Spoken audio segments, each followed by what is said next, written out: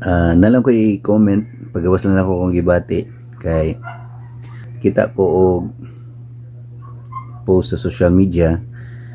gikan sa GMA News dayon mao kuno ni ang comment sa former Commission on Human Rights about sa war on drugs ni Rodrigo Duterte.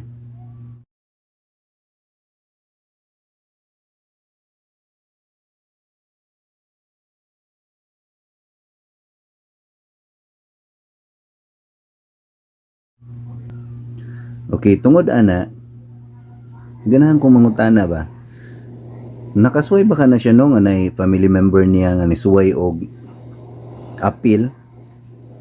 No, nya kanag yung napiktuhan ang kinabuhi ba? Or okay ra ba ka kung na ay mga drug user nya may bawon nga drug user adto dalon siya ha, adto papuyon siya bisag usa lang kasi mana kay biktima bitaw na sila. Basta mo na siya kasuway no nga yang kauban niya sa pamilya drug user dayon magdaob sa sud sa balay sunogon tanan niya sa nina unya ang pangutanan nagunsa siya nagdaob lang nya nasunog iyang tibukbay wala siron siya kabaw nga tungod sa war on drugs ni Duterte ang mga drug user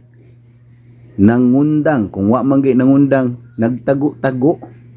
aron dili lang masakpan nga lahi pa sa panahon ni wala pa si Duterte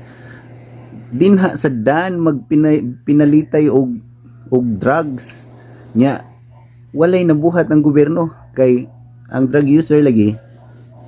biktima ilahan ng choice so kung mauna ang comment ni dating commissioner Gana kunay mga drug users ara ipadung sa inyo ha ngara papuya sa inyo ha victim bitaw na sila.